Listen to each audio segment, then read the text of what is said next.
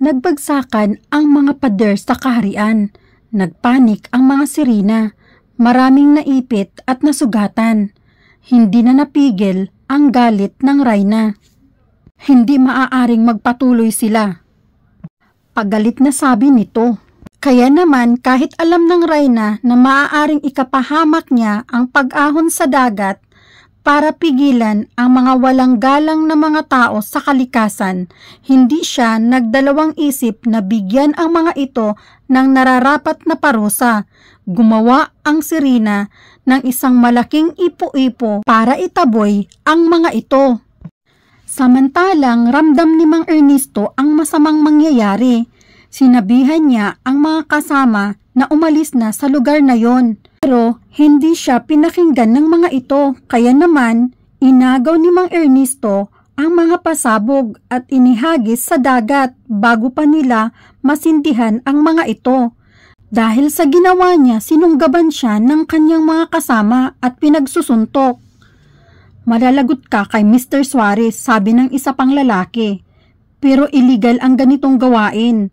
Pwede namang mangisda nang hindi tayo maminsala, sagot ni Mang Ernesto. Lalong nagalit ang mga lalaki, ginapos nila si Mang Ernesto. Hindi nagtagal ay naramdaman ng lahat ang biglang pagsama ng panahon. Pansin na rin nila ang unti-unting pag-ikot-ikot ng bangka. Anong gagawin natin? Ipo-ipo, lulubog ang bangka, nagpanik ang lahat. At mas lalo pa nilang sinisi si Mang Ernesto. Dahil sa dami ng lugar, bakit doon pa sila dinala nito? Sa sobrang lakas ng hangin at tubig na nagpaikot-ikot ay agad silang natangay ng ipo-ipo at dinala sila ng ipo-ipo pabalik sa gilid ng dagat. Pagkahampas sa kanila ng ipo-ipo ay nagtalsikan ang mga kalalakihan at lasog-lasog ang kanilang bangka. Kinabukasan, isang mangingisda ang nakatagpo sa mga wala ng buhay na mga lalaki. Dahil kilala ang mga ito bilang tauhan ni Mr. Suarez, agad nila itong pinagbigay alam sa may katungkulan. Nagulat ang lahat nang wala sa bilang si Mang Ernesto, na ipagbigay alam na rin kay Aling Juanita ang nangyari kay Mang Ernesto. Pagkarinig niya sa balita ay halos gumuho ang kanyang mundo. Niyakap nito ang anak. Habang sa ilalim ng dagat ay maraming sirena ang nawalan ng buhay. Hila-hila ng Reyna ang walang malay na si Mang Ernesto. Itali niyo siya. Utos ng Reyna sa kanyang mga tauhan. Kakabinging iyakan ang maririnig sa buong palasyo. Kumilos agad ang Reyna para maibalik ang lahat sa dating anyo. Nang matapos ang Reyna sa mga gawain, ay pinuntahan nito si Mang Ernesto. Pinagmasdan niya itong mabuti. Medyo kulot ang buhok nito. May katangusan ang ilong at malaadonis ang hugis ng mukha. Kani-kanina lang ay galit na galit ang Reyna dito dahil sinama ni Mang Ernesto ang mga kalalakihan sa lugar kung saan sila. Pero syempre, alam ng Reyna hindi alam ni Mang Ernesto na sa lugar na yon ay mayroong kaharian sa ilalim ng dagat. At nakita niya rin kung paano pinigilan ni Mang Ernesto ang mga kalalakihan. Pero sa huli, nailagay lang nito ang sarili sa panganib. Siguro nga, tinadhana talaga kami ng lalaking ito. Una, iniligtas mo ako. Ito na ang ikatlong bisis na nag-cross ang ating landas. Sa pagkakataong ito, hindi na kita ibabalik sa lupa. Inilagay ng Reyna ang palad sa ulo ni Mang Ernesto at binanggit nito ang mga salitang, magmula ngayon, ang iyong pangalan ay Sergo at ikaw ang hari. Mabubura ang iyong lahat na alaala sa lupa. At pagkamulat mo sa iyong mga mata, ay ako ang iyong mahal na asawa, ang iyong Reyna. Isang kidlat ang tumama sa Reyna at kay Mang Ernesto. Nag-iba ang anyo ni Reynang Ria, naging purong puti ang buhok nito, at si Mang Ernesto ay nagkaroon ito ng buntot, naging puti na rin ang buhok nito. Biglang nagising si Mang Ernesto. Ngumiti dito ang Reyna at sabay sabi, mahal na hari, gising ka na pala. Kumusta ang pakiramdam mo? Tanong nito. Masakit ang ulo ko. Bakit wala akong maalala? Tanong ni Mang Ernesto. Nabagsakan ka ng mabigat na bagay. Kaya pala ang sakit ng ulo ko, sagot ni Mang Ernesto. Dinala ng Reyna si Mang Ernesto sa hapagkainan, na para bang ang tagal na nilang mag-asawa. Mabilis nga na lumipas ang buwan at hindi na naalala pa ni Mang Ernesto ang pamilya sa lupa. Malaki na ang anak nila ni Aling Juanita habang si Edward ay nakatingin sa karagatan. Pinapangarap nito ang kanyang ama. Ang pagkakaalam ay nilamon ito ng dagat kasi yun ang lagi niyang naririnig. Minsan ang dagat ay nagalit sa mga tao at kumitil ng maraming buhay at nilamon ang kanyang ama. Sana buhay pa si Itay, bulong nito sa sarili. Habang sa ilalim ng karagatan ay masayang masaya ang Reyna habang nakatitig ito sa dalawang anak. Habang si Mang Ernesto lihim niyang pinagmamasdan ang kanyang mag-ina. Masasabi niyang perfect ang kanyang buhay. Pero may pagkakataong nakakaramdam siya ng pangungulila. Hindi niya maipaliwanag sa sarili kung bakit. Habang sa kabilang kampo sa kaharian ni Haring Pirino ay naghahanda ang mga ito para salakayin ang kahariang Rhea. Si Pirino ay isang mayabang na haring syukoy. Mula pagkabata ay may gusto na ito kay Reynang Rhea. Pero hindi ito binigyang pansin ng Reyna. Talang sa karagatan ay 10 buwan na ang lumipas mula ng kaganapan at sa lupa naman ay 10 taon na ang nakalipas. Mahal na Haring Pirino, handa na ang lahat, sabi ng tauhan nito. Sige, kailangang makuha natin ang mga anak ng Reyna. Ang mga batang yon ay nararapat lang na mapapasakin. Walang karapatan ang taong lupa na maghari sa karagatan. Samantalang, sa pagsugod ni Haring Pirino ay nagulat ang lahat. Ginawa nila ang kanilang makakaya para mapigilan ang masamang balak ni Haring Pirino, ngunit sadyang mas malakas at handa sila. Nagtagumpay nga at nakuha ni Haring Pirino ang mga sanggol. Habang abala si Mang Ernesto at Reynang Rhea sa mga gawain sa ilalim ng karagatan, lingid sa kanilang kaalaman ay bihag na ng masamang hari ang kanilang kambal na anak. Isang sirina ang mabilis na nagpunta sa kanilang trabahuan at sinabi nito ang nangyari. Mahal na Reyna, mahal na hari, binihag ng mga syukoy ang prinsipe at prinsesa. Nagulat ang mag-asawa sa narinig. Hindi makapaniwala ang Reyna na hanggang ngayon sa panahong ito ay may galit pa rin sa kanya si Pirino. Nakita ng Reyna na sugatan ang tauhang si Rina, kaya dali-dali niyang ginamot ito at agad silang bumalik sa kaharian. Ngunit huli na ang lahat. Halos nalipol ang kanilang tauhan at nabihag ang kanilang anak. Galit at pag-alala ang naramdaman ng mag-asawa. Gagawin ko ang aking makakaya para mailigtas ang ating mga anak, sabi ni Mang Ernesto sa mahal na Reyna. Hindi mo alam kung gaano kalakas si Pirino, kaya tayong dalawa kasama ang ating mga malalakas na tauhan ay kailangang planuhing mabuti kung paano tayo makapasok sa kaharian ni Pirino, sagot nito. At sumapit na nga ang oras para iligtas nila ang kanilang mga anak. Sanib puwersang itinulak ni Mang Ernesto at ng Reyna ang malaking pinto sa kaharian ni Pirino. Matagumpay nila itong nabuksan at agad-agad silang sinalakay ng mga tauhan ni Pirino. Magmadali at halughugin ang buong lugar at hanapin ang prinsipe at prinsesa. Masusunod, mahal na Reyna. Walang tigil ang pakikipaglaban ni Mang Ernesto at ang mga kasamahan nito. Karating na rin kay Haring Pirino ang paglusob nila. Dali-dali nitong kinuha ang mga bata at inilagay sa basket. Inutusan ang tauhan nitong dalhin ang mga bata sa lupa at siguraduhin hindi na maibalik pa sa dagat. Pero mahal na hari, Si Rina ang mga bata at siguradong hindi sila mabubuhay sa lupa. Malakas na halakhak ang sagot nito. Yun nga ang gusto kong mangyari, kaya dalian nyo at sundin ang aking utos. Dinala na nga ng mga syukoy ang mga batang si Rina sa lupa at iniwan nila ito sa may batuhan. Sa hindi kalayuan, si Edward na abala sa pamimingwit ay nakarinig ito ng iyak ng isang sanggol. Tinungo nito ang pinagmulan ng iyak. Laking gulat niya nang makita niya ito. Kambal ba sila? Bulong nito sa sarili. Palingon-lingon si Edward, tinitignan kung sino ang nag-iwan sa dalawang sanggol, pero walang ibang tao sa lugar kundi siya. Grabe, napakawalang awa ng nag-iwan sa inyo dito. Dinala niya agad ito sa kanyang inay. Inay, inay! Ano ba naman yan, Edward? Ang ingay mo, ano na naman bang kakaibang isda ang nahuli mo? Inay, hindi po isda, meron po akong napulot na sanggol. Ano? Hindi makapaniwala si Aling Juanita sa narinig.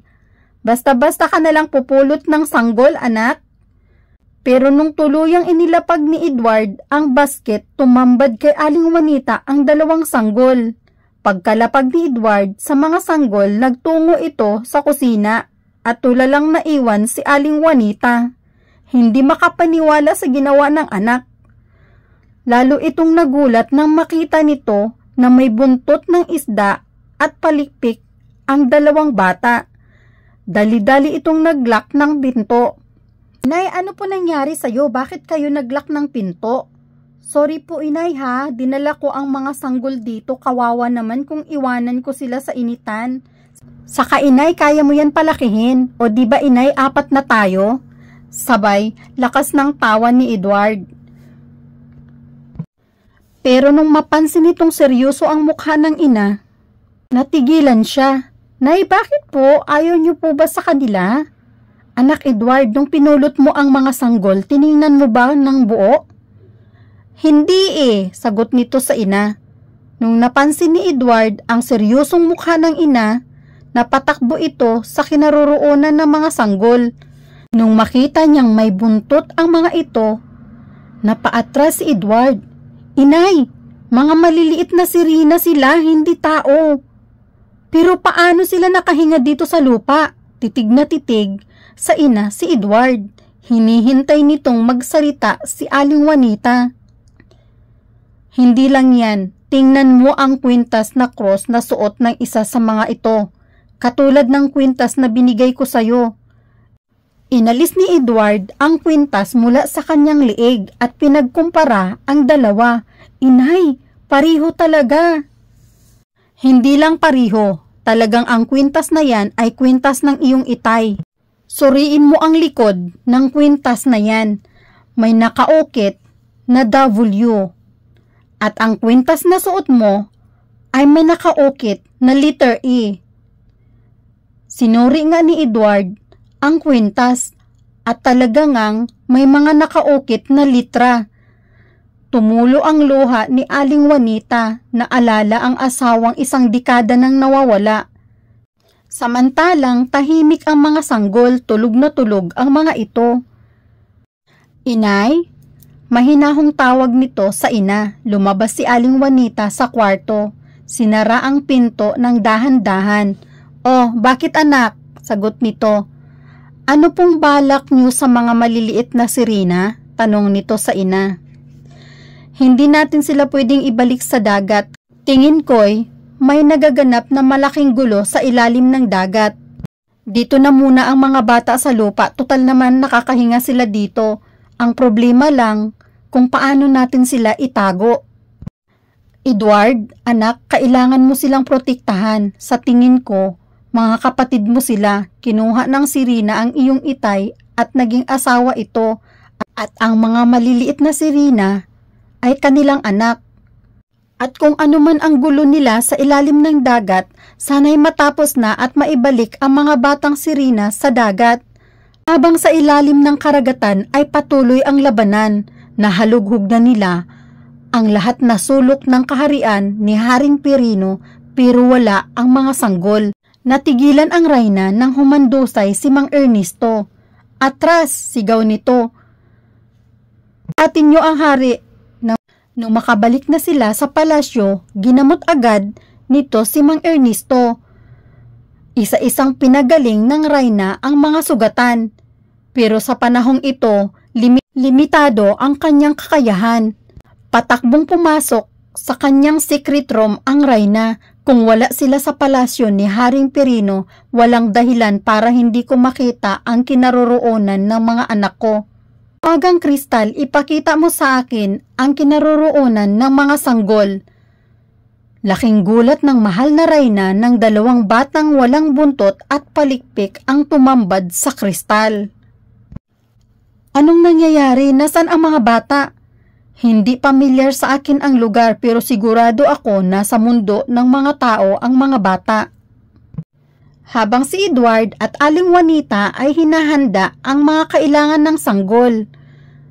Nako, mabuti na lamang at mayroon tayong sariling tindahan. Hindi na natin alalahanin pa kung saan kukuha ng gamit ng mga bata.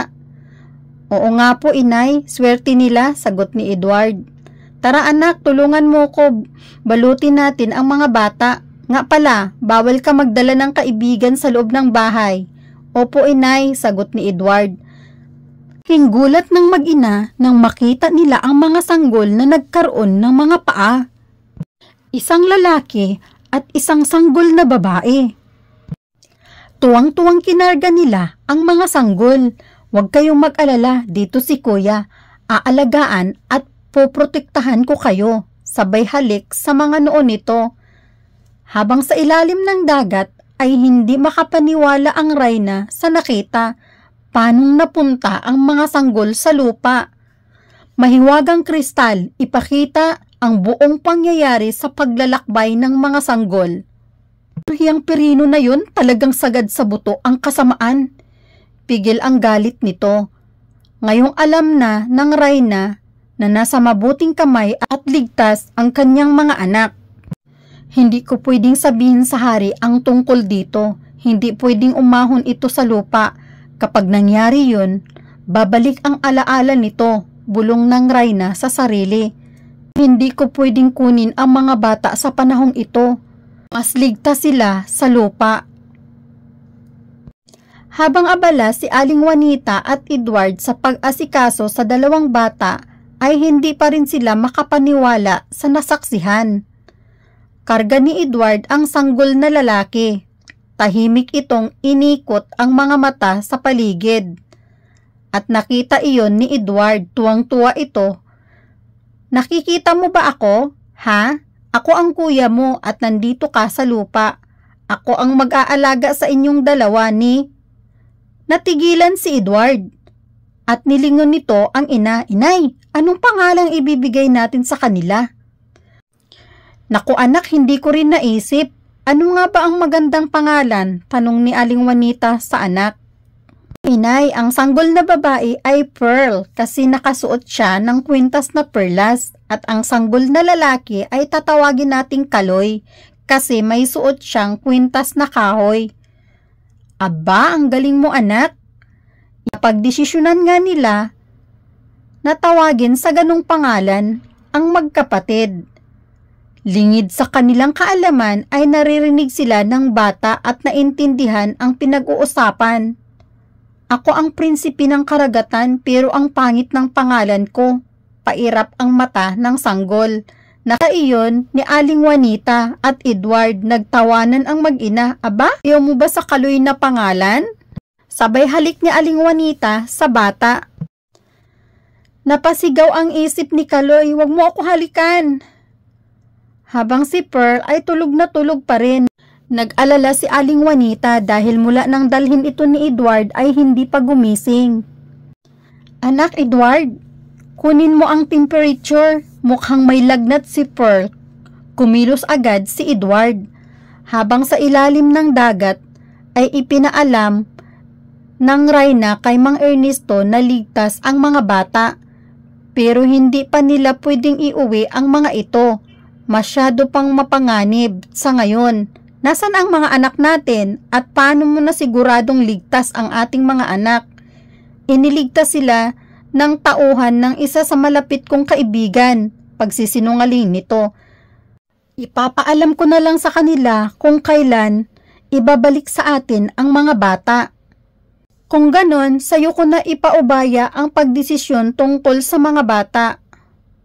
Sambit ni Mang Ernesto. Maraming salamat sa tiwala, mahal na hari, sagot ng Reyna. At dito na po muna magtatapos ang ating kwento. Huwag niyo pong kalimutang mag-subscribe, click the notification para updated po kayo sa susunod na video. Maraming salamat sa pakikinig. Hanggang sa muli!